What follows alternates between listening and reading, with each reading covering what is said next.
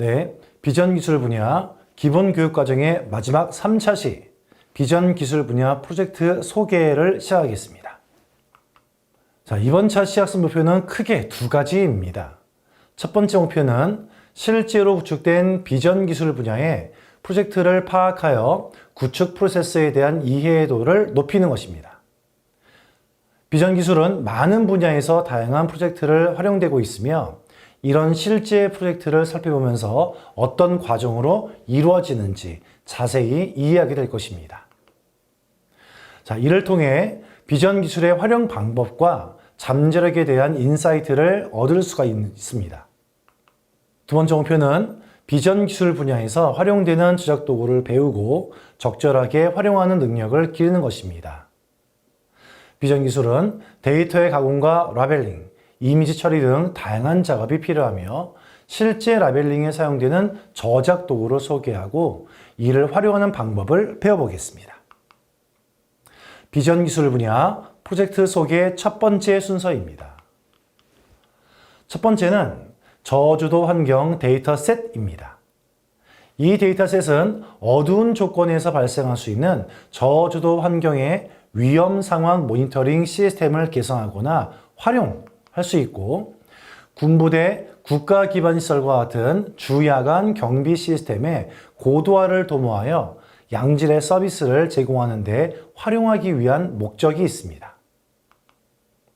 예시 이미지를 보면 어두운 사진이 이미지 개선 기술을 통해 밝은 이미지로 변환되는 것을 확인할 수가 있습니다.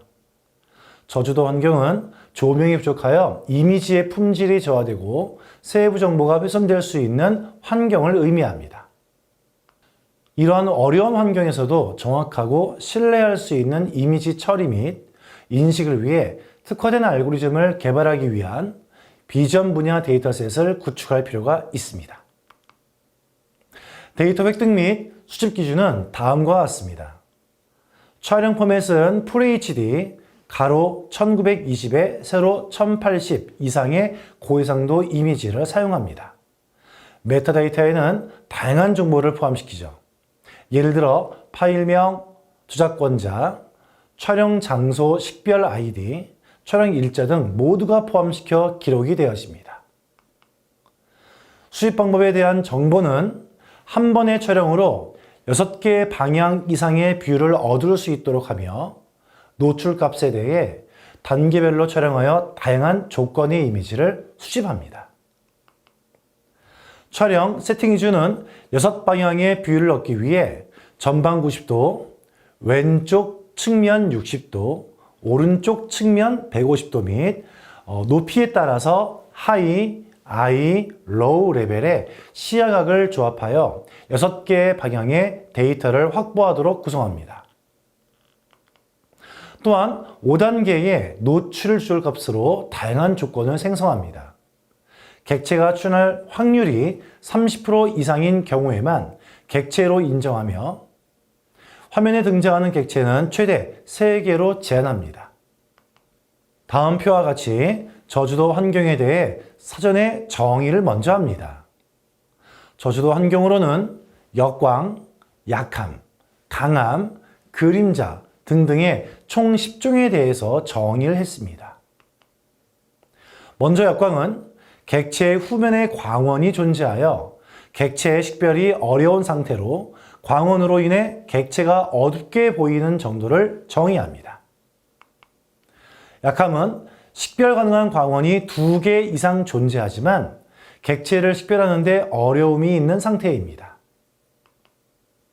다음 강함은 식별 가능한 광원이 2개 이상 존재하여 객체를 식별하기 수월한 상태를 말합니다. 다음 그림자는 주간 시간대에 객체가 그림자에 가려진 상태로 그림자로 인해 객체가 흐릿하게 보입니다. 다음 황호는 일출 또는 일몰 시간대에 광원으로 인해 객체의 식별에 영향을 주는 상태입니다. 다음 낮음은 수집 환경 바깥쪽에서 광원이 있음을 추측할 수 있거나 객체 식별에 영향이 없는 상태입니다. 다음 부드러움은 수집 환경 바깥에서 광원이 있음을 추측할 수가 있고 객체 식별에 영향을 주는 상태입니다. 다음 단일은 식별 가능한 광원이 한 개 존재하며 객체에 대한 식별에 영향을 줍니다. 화면은 스크린이 발사하는 빛으로 인해 객체 식별에 영향을 주는 상태입니다. 창은 창 너머에서 발사하는 빛으로 인해 객체 식별에 영향을 주는 상태입니다. 비전 기술 분야에서 저주도 환경 데이터를 구축하기 위해 수집할 때 고려해야 될 사항으로는 수집 주의사항과 수집 데이터 에러 기준이 있으며 간단하게 먼저 알아보도록 하겠습니다. 수집 주의사항입니다. 하나의 저주도 상황별로 6개의 뷰, 5개의 노출 요정, 3개 이하의 객체가 포함되어야 합니다. 각 상황별로 여러 가지 각도와 노출 레벨을 다양하게 촬영하여 다양한 상황을 포착합니다. 또한 하나의 촬영에서 최대 3개 이하의 객체만 포함하도록 합니다. 같은 객체를 여러 번 촬영하지 않아야 합니다. 중복된 객체를 여러 번 촬영하지 않도록 주의하며 다양한 객체를 포착하여 데이터 다양성을 높입니다. 다양한 노출 레벨을 촬영할 땐 0점이 잘 맞도록 조정하여 이미지의 일관성을 유지해야 되고 빛 번짐 현상이 발생하지 않도록 촬영해야 합니다. 이러한 현상은 이미지 품질을 저하시킬 수가 있습니다. 객체 간의 회색 및 겹침이 없는 최대한의 구도에서 촬영이 돼야 합니다. 객체가 최소한 30픽셀 이상의 크기로 촬영돼야 되고 이는 객체 식별의 정확성을 높이기 위한 것입니다. 저주도 환경이 아닌 경우에는 해당 상황에서의 데이터 수집을 진행하지 않아요. 데이터의 정확성과 유효성을 유지하기 위한 중요한 사항입니다. 앵글과 화각을 적절히 선택하여 데이터를 수집합니다. 이는 이미지의 특징을 잘 포착하고 객체를 식별하기 위해 굉장히 중요합니다. 다음, 수집 데이터 에러 기준입니다. 데이터 수집 시 아래와 같은 상황들은 에러로 간주하여 해당 데이터를 제외시킵니다. 노출 주종 값에 0점이 맞지 않거나 불필요하게 흔들린 이미지 등은 데이터 에러로 간주합니다. 수집 매뉴얼에서 정한 촬영 포맷과 맞지 않는 이미지는 또한 에러로 간주합니다. 수집 대상 객체가 촬영되지 않거나 완전히 드러나지 않는 이미지도 또한 마찬가지로 에러로 처리합니다. 객체 간에 30% 이상 겹치거나 가려진 이미지는 데이터 품질 저하로 간주합니다. 올바른 앵글과 화각에서 촬영되지 않은 이미지 또한 에러로 간주되겠죠.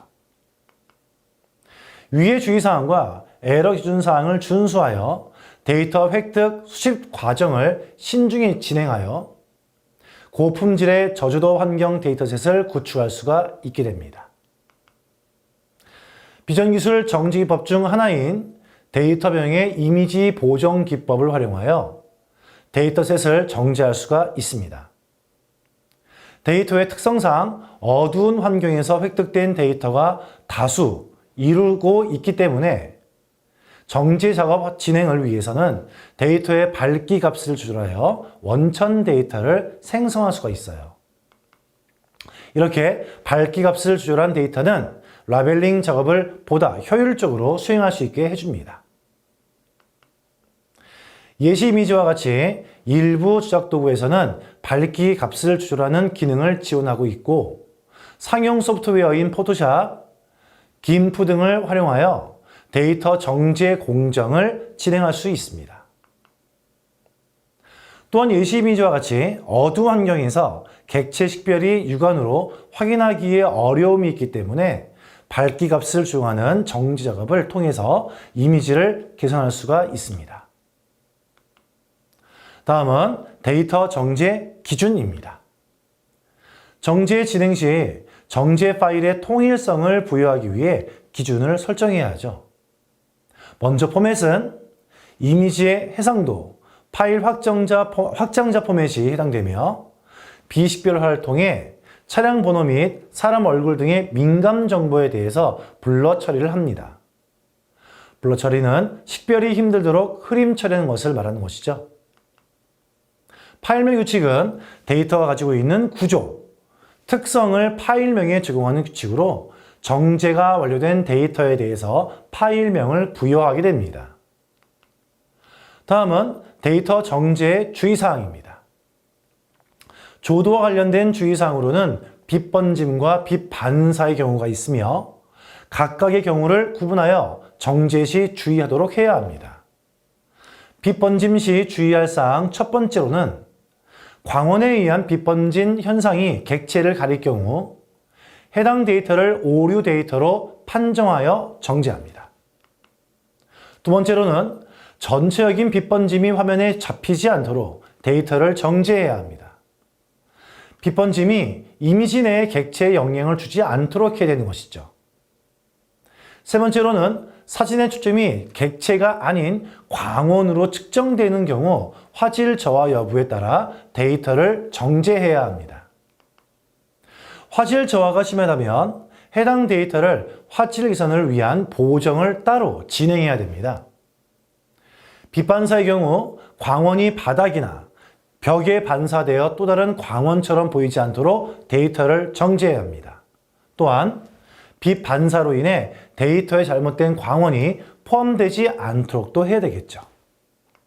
다음은 정제 시 객체별 주의사항입니다. 첫 번째 예시 이미지와 같이 밝기 값을 높였음에도 불구하고 객체 형상이 육안으로 뚜렷하게 보이지 않는 경우에는 정제 데이터를 폐기하도록 해야 됩니다. 즉 쓸 수 없다는 얘기겠죠. 그리고 두 번째 이미지와 같이 너무 어두워서 객체 식별이 완전히 불가한 경우 또한도 폐기를 해야 합니다. 다음 예시 이미지를 보겠습니다. 상단의 이미지와 같은 경우에는 저주도 환경에서 부드러움에 속하게 촬영하였지만 실제 이미지는 그 기준에 미치지 못하기 때문에 폐기를 해야 합니다. 또 아래 이미지의 컵 손잡이와 같이 객체의 특징이 드러나는 부분이 육안으로 파악이 안 되는 경우에도 그 데이터를 또 폐기해야 합니다. 저주도 환경 데이터의 구축 공정에서는 다양한 객체들의 클래스로 정의하게 됩니다. 이 클래스는 대분류, 중분류, 그리고 소분류로 구성되며 이를 통해 데이터셋을 세분화하여 더 정교하게 학습을 가능하게 합니다. 먼저 대분류는 객체 한 개이며 그 하위로 중분류 총 13가지로 구성됩니다. 이 중분류에는 다양한 시설물과 용품들이 포함됩니다. 예를 들어 교통 관련 시설물, 일반 시설물, 인테리어, 스포츠용품 등이 있을 수 있습니다. 이 중분류를 기준으로 데이터가 세분화되어 구축되게 됩니다. 그리고 중분류 내에는 소분류가 존재합니다. 총 51가지의 소분류가 있으며 이것들은 중분류 내의 세부 객체들을 의미합니다. 예를 들어 교통 관련 중분류에서 라바콘, 버스 정류장과 같은 특정 시설물들이 소분류로 구분될 수가 있죠. 이렇게 세분화된 소분류를 통해 더욱 정교한 객체 식별과 분류를 가능하게 하여 비전 기술이 적용된 인공지능 모델의 성능을 향상시키는 데 도움이 됩니다. 바운딩 박스와 인스턴스 세그멘테이션은 저주도 환경 데이터의 가공에 활용되는 중요한 라벨링 기법들입니다. 이러한 기법들을 이용하여 이미지상의 객체를 정확하게 식별하고 분류할 수 있게 됩니다. 바운딩 박스는 가장 기초적이면서 널리 활용되는 라벨링 기법 중 하나이며 이미지상에 인식되는 객체를 박스 형태로 둘러싸는 방법입니다. 아래 예시 이미지와 같이 박스 범위에 객체를 포함하도록 라벨링 작업을 수행합니다. 이로써 이미지 내의 객체를 식별하는 데 도움을 주죠.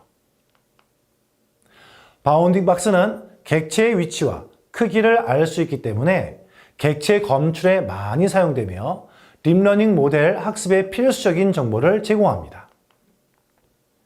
인스턴스 세그멘테이션은 이미지상에 인식되는 객체를 픽셀 단위로 작업하는 기법입니다.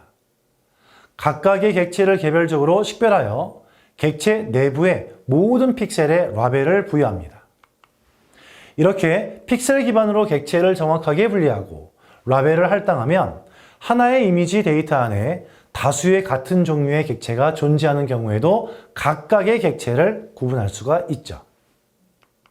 따라서 객체 간의 구분이 더욱 정교하게 이루어지며 객체의 크기나 모양 등의 세부적인 정보를 더욱 상세히 파악할 수 있습니다. 또한 인스턴스 세그멘테이션에서는 배경 라벨링을 수행하진 않았습니다. 오직 객체에만 라벨을 부여하고 배경은 라벨링에서 제외했습니다. 이렇게 하여 객체 간의 경계가 명확하게 나타나며 객체 인식에 더욱 유용한 정보를 얻을 수가 있습니다. 다음은 데이터 가공 시 발생할 수 있는 오류 유형에 대해서 알아보도록 하겠습니다. 자, 오류 유형은 크게 분리 오류, 영역 오류, 객체 누락, 불필요 객체 총 4가지의 오류 유형이 있습니다. 가공 오류 사례를 하나씩 짚어가며 살펴보도록 하겠습니다. 해당 프로젝트에서는 분리 오류를 크게 2가지 케이스로 나누어 정의했습니다. 첫 번째 케이스는 인스턴스 세그멘테이션 라벨링에서 양초 객체를 액자로 클래스 태깅하여 발생한 오류입니다. 이런 오류는 객체를 잘못된 클래스로 라벨링하여 발생되는 것입니다. 즉, 양초 객체가 액자로 잘못 라벨링 되었기 때문에 분류, 오류에 해당됩니다. 두 번째 케이스는 라벨링 가공 시에 동종의 차량 객체의 인스턴스 넘버를 동일하게 기재하여 발생한 오류입니다. 인스턴스 넘버는 각각의 객체를 고유하게 식별하기 위해 사용되는 번호인데요. 이 번호가 중복되는 경우 동일한 객체가 2번 이상 라벨링 되었다는 것으로 의미하겠죠. 저주도 환경 데이터에서 발생할 수 있는 또 다른 오류 유형은 영역 오류입니다. 이는 라벨링 대상 객체의 외곽 라인을 벗어나거나 너무 많이 포함하여 가공한 경우를 의미하는 것이죠. 즉, 실제 객체의 경계를 정확하게 따라가지 않거나 객체를 포함하는 데 과도하게 큰 영역을 라벨링하는 오류입니다. 이러한 영역 오류는 객체의 경계를 정확하게 따라가지 않아서 객체 일부가 누락되거나 객체 주변의 배경이 객체로 오인되는 경우가 발생될 수가 있는 경우죠. 또는 라벨링 작업 시 너무 넓은 영역을 선택하여 다른 객체를 포함하는 경우도 있을 수 있습니다. 저주도 환경 데이터에서 발생하는 또 다른 오류 유형은 객체 누락입니다. 이는 라벨링을 해야 할 정의된 객체에 대해서 작업하지 않은 경우를 의미합니다. 즉, 데이터 가공 과정에서 해당 객체의 라벨을 빠뜨리는 오류인 경우죠. 예를 들어 인스턴스 세그멘테이션 라벨링을 수행할 때 정의된 객체 중에 의자에 대한 라벨링을 수행하지 않은 경우가 있을 수 있습니다. 이로 인해 해당 이미지는 의자 객체가 라벨링되지 않아 데이터의 정보 손실이 발생되는 것이죠. 객체 누락은 데이터의 품질을 떨어뜨리는 데 영향을 미치므로 데이터 가공 과정에서 이러한 오류를 최소화하여 정확하고 완전한 데이터를 확보하는 것이 매우 중요합니다. 마지막으로 소개할 오류 유형은 불필요 객체입니다. 이는 정의되지 않은 객체를 라벨링 작업에서 처리하는 경우를 말하는 것이에요. 즉, 데이터 가공 과정에서 필요하지 않은 객체를 추가로 작업하여 생기는 오류를 말합니다. 자, 예를 들어 아래 예시 이미지와 같이 인스턴스 세그멘테이션 라벨링을 수행할 때 정의된 객체 중에 없는 수건과 같은 불필요한 객체에 대한 라벨링을 수행하는 경우가 있을 수 있겠죠. 이로 인해 해당 이미지에는 불필요한 객체가 라벨링되어 데이터의 품질이 저하될 수 있습니다. 불필요 객체는 데이터의 정확성과 일관성을 해칠 수 있으며 머신러닝과 알고리즘을 학습시킬 때에도 오류의 원인이 될 수 있습니다. 따라서 데이터 가공 과정에서 이러한 불필요 객체를 제거하거나 정확한 라벨링을 위해 필요한 객체만 처리해야 됩니다. 비전 기술 분야의 또 다른 프로젝트인 화질 변환 영상 데이터를 소개하겠습니다. 이 프로젝트의 구축 목적은 다음과 같아요. 다양한 해상도에서 발생할 수 있는 영상 환경을 정의하고 해당 데이터셋을 구성합니다. 이를 통해 실제 환경에서 발생되는 다양한 해상도를 반영하고 데이터셋의 다양성을 보장합니다. 또한 데이터셋에는 여러 객체들이 등장하도록 시뮬레이션 됩니다. 실제 상황에서 발생될 수 있는 다양한 객체들을 가상 환경에서 등장시켜 데이터를 구성합니다. 저해상도의 영상 데이터를 고해상도로 변환해주는 슈퍼 레졸루션 기술의 발전을 목표로 합니다. 슈퍼 레졸루션 기술은 고해상도 데이터의 부족으로 인한 문제를 해결하고 성능을 개선하는 데 중요한 기술입니다. 이러한 기술을 바탕으로 보안 및 범죄 증거에 활용될 수가 있어요. 보안에 이용되는 기존 영상 장비로 획득한 저화질 데이터를 고화질로 복원할 수 있으며 이를 통해 차량 번호판 인식, 강력 범죄 증거 영상 등과 같은 유의미한 데이터 활용을 목적으로 합니다. 고화질 데이터로 변환되는 과정에서 기존에 어려웠던 객체 인식 및 상세 정보 추출에 대한 그 성능 향상을 기대할 수가 있는 거죠. 좌측 예시 이미지와 같이 방법용 CCTV 화면 이미지에서 초해상화, 즉 슈퍼 레졸루션 기술을 적용하여 식별이 어려운 환경에서도 더 나은 선명도와 세부 정보 복원을 제공할 수가 있습니다. 다음 우측 이미지에서는 고화질 변환 과정을 볼 수 있습니다. 화질을 개선함으로써 원본 영상에 훼손 없이 고화질의 영상을 구현할 수가 있습니다. 데이터를 획득하고 수집하는 데 있어서 촬영 포맷은 매우 중요합니다. 다양한 해상도 환경을 정의하기 위해 다음과 같이 고해상도 5종, 저해상도 2종으로 나누어 수집합니다. 메타 데이터는 파일명, 저작권자, 촬영 환경, 촬영 장소 아이디, 촬영 일자 등의 정보들이 포함됩니다. 또한 데이터를 수집할 때에는 하이, 높은 단계에서 I, 눈높이에서 low, 낮은 단계에서 세 단계의 화각 정보를 수집합니다. 화각을 고려하여 다양한 객체들을 출현시키며 객체를 선정할 때에는 정의된 객체 내에서 촬영을 진행합니다. 이 과정에서 자연물의 등장을 최소화하지만 어쩔 수 없이 필요한 경우에는 자연물을 포함하여 촬영하게 됩니다. 이렇게 정확하고 다양한 데이터를 수집하여 화질 변환 영상 데이터를 완성하는 것이 중요합니다. 아래와 같이 데이터의 수집 기준은 최종 결과물에 큰 영향을 미치기 때문에 신중하게 수집해야 합니다. 데이터 획득 및 수집 예시입니다. 고해상도 수집 장비를 활용하여 데이터를 취득하는 경우 이미지의 가로 그리고 세로의 비율은 16대 9로 정의됩니다. 이러한 비율은 현대적인 고화질 영상의 표준 비율 중 하나로 넓은 시야를 재현하여 자연스러운 화면을 구현할 수 있습니다. 해당 고해상도로 촬영된 데이터셋은 육안으로는 세부 사항을 구분하기 어렵지만 컴퓨터 비전 기술은 이러한 데이터를 활용하여 긍정적인 결과를 산출할 수 있습니다.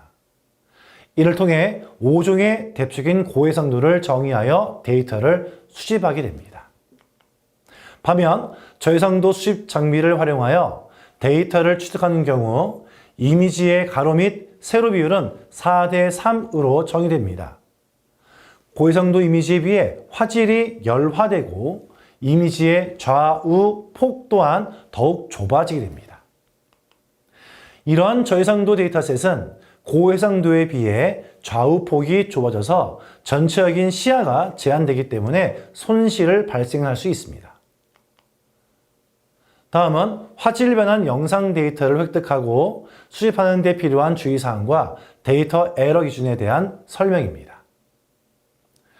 수집 주의사항 첫 번째로 빛 번짐 현상이 일어나지 않는 상황에서 수집을 해야 합니다. 이런 현상이 발생되면 데이터 품질이 저하되어 화질 변환 기술의 성능을 저하시킬 수가 있습니다. 또한 객체의 최소 크기는 이미지 데이터 픽셀 30픽셀이 돼야 합니다. 크기가 너무 작으면 객체를 정확하게 식별하기 어렵고 화질 변환 과정에서 노이즈가 발생할 수 있습니다. 앵글에 맞도록 화각에서 데이터를 수집해야 합니다. 데이터 수집 시 객체의 앵글을 적절하게 선택하여 촬영해야 하며 각도가 부적절하면 객체가 왜곡되거나 크기가 작아지는 등의 문제가 발생할 수 있으며 이에 인해 화질 변환 결과가 불량일 수도 있습니다. 수집 데이터 에러 기준입니다. 촬영 중 0점이 어긋난 이미지에 대해 에러를 처리합니다. 촬영 시 0점이 제대로 설정되지 않아 객체가 화면 중앙이 아닌 다른 위치에 있는 경우가 데이터의 에러 판정될 수도 있겠죠.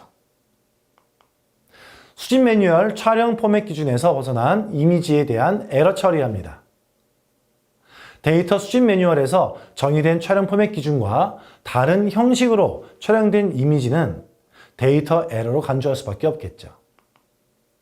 앵글 및 화각이 맞지 않는 이미지에 대해 에러를 또 처리합니다.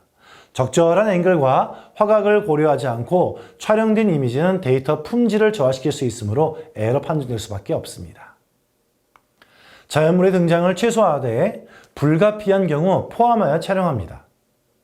화질 변환 영상 데이터에서는 주된 객체를 가려지지 않게 촬영해야 하며 자연적으로 발생하는 물체 등장은 최소화해야 합니다. 그러나 불가피하게 등장하는 경우에는 포함해서 촬영할 수밖에 없겠죠. 이러한 주의사항과 에러 기준을 준수하여 데이터를 획득하고 수집하면 정확하고 신뢰할 수 있는 화질 변환 영상 데이터셋을 구성할 수가 있습니다. 화질 변환 영상 데이터의 데이터 정제 계율에 대해 설명하겠습니다. 화질 변환 영상 데이터의 정제 과정에서는 이미지의 크기 조정을 위해 데이터 변형의 이미지 크기 조정 기법을 활용해야 합니다. 이 데이터셋은 고해상도 데이터와 저해상도 데이터의 이미지 종횡비가 다른 값을 가지고 있습니다. 즉 16대 9 또는 4대 3 비율, 각기 다른 비율을 가지고 있는 것이죠. 이러한 이미지 종횡비의 차이를 보정하기 위해 이미지 크롭을 적용하여 데이터를 변환합니다. 이미지 보관법을 적용하는 것보다 이미지 크롭을 적용하는 것을 더 선호합니다. 왜냐하면 이미지 보관법은 이미지를 확대 또는 축소할 때에 픽셀 사이의 정보를 대체하여 이미지를 재생성하는 방법이기 때문에 화질의 열화가 발생할 수 있습니다. 즉, 품질에 영향을 줄 수 있기 때문이겠죠. 하지만 이미지 크롭을 적용하면 원본 이미지를 그대로 유지하며 이미지의 일부를 잘라내는 방식이므로 화질의 열화 없이 데이터의 해상도 수준을 유지할 수가 있습니다. 다음은 데이터 정제 기준입니다. 정제 진행 시 정제 파일의 통일성을 부여하기 위해 기준을 설정해야 합니다.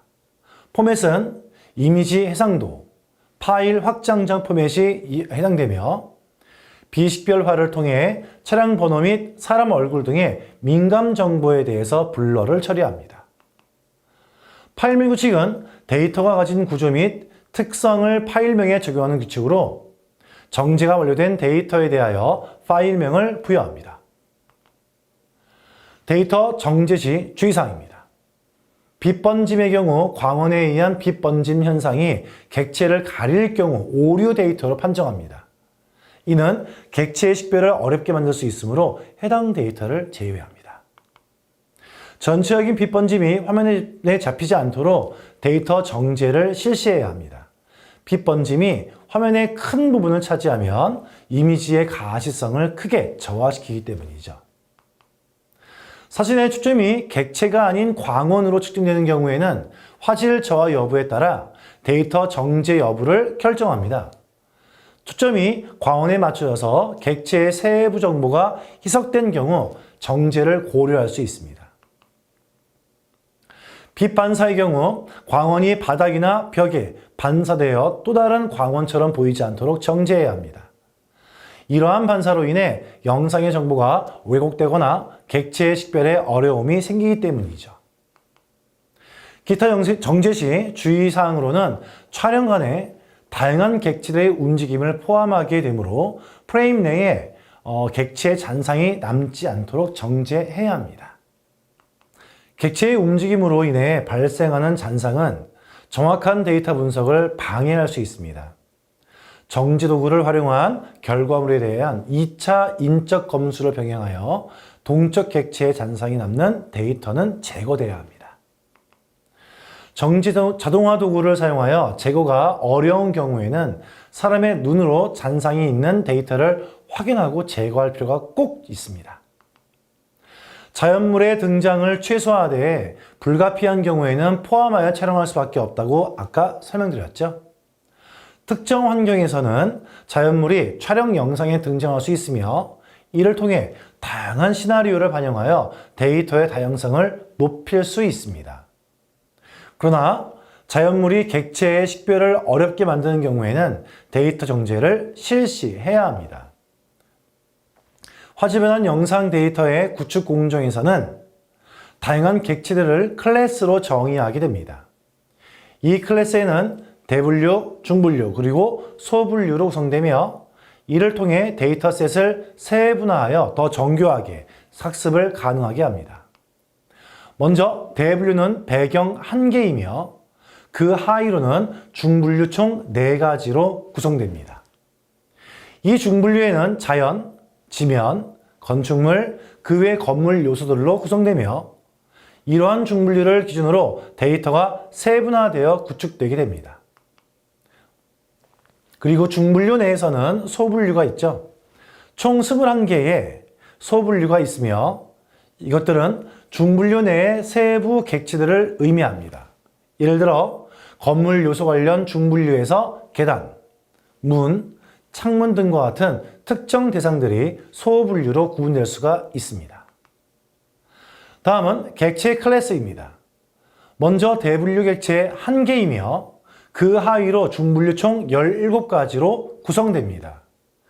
이 중분류에는 교통 관련 시설물, 이동수단 등이 포함되며 이러한 중분류를 기준으로 데이터가 세분화되어 구축되게 됩니다.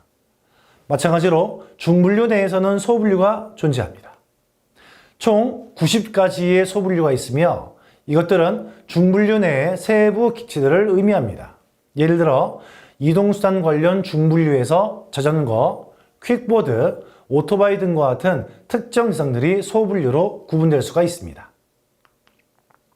이렇게 세분화된 소분류를 통해 더욱 정교한 객체 식별과 분류를 가능하게 하여 비전 기술이 적용된 인공지능 모델의 성능을 향상시키는 데 도움이 됩니다. 본 프로젝트에서는 페놉틱 세그멘테이션과 시멘틱 세그멘테이션 기법을 사용하여 데이터 가공을 진행했습니다. 이 두 기법은 이미지상의 객체를 픽셀 단위로 가공하는 방법으로 각각 어떤 개념을 의미하는지 이제 알아볼까요? 첫 번째로 페놉틱 세그멘테이션은 이미지상에 인식되는 모든 객체를 픽셀 단위로 작업하는 기법입니다. 이를 통해 하나의 이미지 데이터에서 같은 종류의 객체가 다수 식별되는 경우 개별적으로 라벨링을 진행하며 배경 라벨링을 따로 수행을 합니다. 예를 들어 한 이미지에 여러 사람과 자동차가 등장한다면 페놉틱 세그멘테이션은 각각 사람과 자동차를 픽셀 단위로 구분하여 라벨링하는 방법을 말합니다. 두 번째로 시멘틱 세그멘테이션은 이미지상에 인식되는 객체를 픽셀 단위로 작업하는 기법이지만 페놉틱 세그멘테이션과는 조금 다른 방식으로 적용됩니다. 하나의 이미지에서 같은 종류의 객체가 다수 식별되는 경우에 객체를 묶어서 군집 처리를 진행하며 배경 라벨링을 수행하는 것입니다.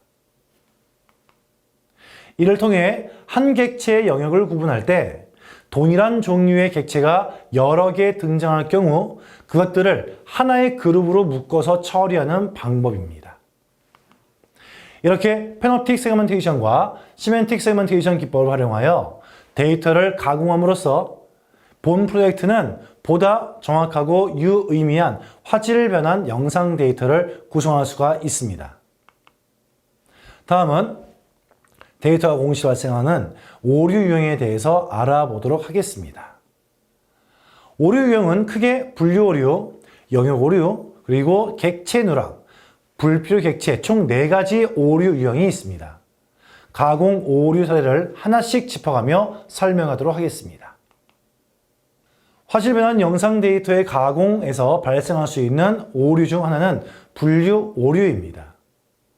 분류는 앞에서 설명한 것과 같이 라벨링 클래스를 정확하게 선택하지 않는 경우를 의미하는 것이죠. 이러한 오류로 인해 데이터의 정확성과 유효성이 저하될 수가 있습니다. 아래 예시와 같이 우리가 가공하고자 하는 데이터 중에서 사람 객체를 액자로 잘못 클래스로 태깅하는 경우를 생각해 볼 수가 있습니다. 이러한 경우에는 데이터의 의미를 왜곡시키게 되며 화질 변환 영상을 활용하는 데 혼란을 줄 수 있습니다. 따라서 데이터 가공 과정에서 분류 오류를 최대한 줄이기 위해 신중하고 정확한 라벨링 작업을 수행해야 하며 올바른 객체에 정확한 클래스를 부여하여 데이터의 품질을 유지하고 더 나은 화질 변환 결과를 얻을 수 있도록 노력해야 합니다. 다음은 영역 오류입니다.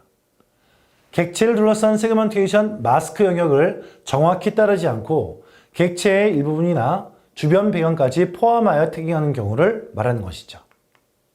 이로 인해 불필요한 영역이 포함되거나 중요한 객체 정보가 손실되는 문제가 발생될 수 있습니다. 예를 들어 사람 객체를 가공할 때 실제 사람 영역을 벗어나거나 다른 영역까지 과도하게 포함하여 라벨링하는 경우가 있을 수 있겠죠. 멀리 있는 객체의 레이어를 가까운 객체보다 위에 배치하여 발생한 오류가 있을 수 있습니다. 이 경우에는 멀리 있는 객체가 가까이 있는 객체보다 먼저 라벨링되어 레이어가 잘못 배치된 경우를 의미하는 것이죠. 따라서 영상의 깊이를 고려하여 객체들을 올바르게 라벨링하는 것이 필요합니다. 패놉틱 세그멘테이션을 수행할 때 같은 객체를 묶어서 라벨링하는 경우입니다. 패놉틱 세그멘테이션은 같은 종류의 객체를 픽셀 단위로 라벨링하는 작업입니다. 따라서 개별적으로 라벨링하지 않고 같은 객체들을 묶어서 한 라벨로 처리하는 경우가 있을 수 있습니다. 반대로 시멘틱 세그멘테이션을 수행할 때에는 같은 종류의 객체를 구별하여 라벨링하지 않도록 합니다. 시멘틱 세그멘테이션은 같은 종류의 객체를 묶어서 한 라벨로 처리하는 작업입니다. 따라서 서로 같은 객체들을 묶어서 라벨링하지 않고 개별로 구분하여 처리하는 경우가 발생할 수가 있습니다. 다음으로 객체 누락은 정의된 객체에 대해서 작업하지 않는 경우를 의미하는 것이죠. 즉, 프로젝트에서 라벨링 대상으로 정의된 객체가 이미지에 등장하였음에도 불구하고 해당 객체에 대한 라벨링을 하지 않아 오류가 발생되는 것을 의미하는 것입니다. 우측 예시 이미지로 설명보자면 주전자라는 객체를 라벨링하는 작업이 정의되어 있음에도 이 해당 이미지에 등장하는 주전자를 라벨링하지 않아서 오류가 발생되는 상황을 말합니다. 마지막으로 불필요 객체는 정의되지 않았거나 기준을 벗어난 객체를 작업한 경우를 의미합니다. 즉, 프로젝트에서 라벨링 대상으로 정의되지 않은 객체를 이미지에 라벨링하거나 이미지상의 객체가 정의된 클래스 기준을 벗어나는 라벨링을 수행하는 경우를 말합니다.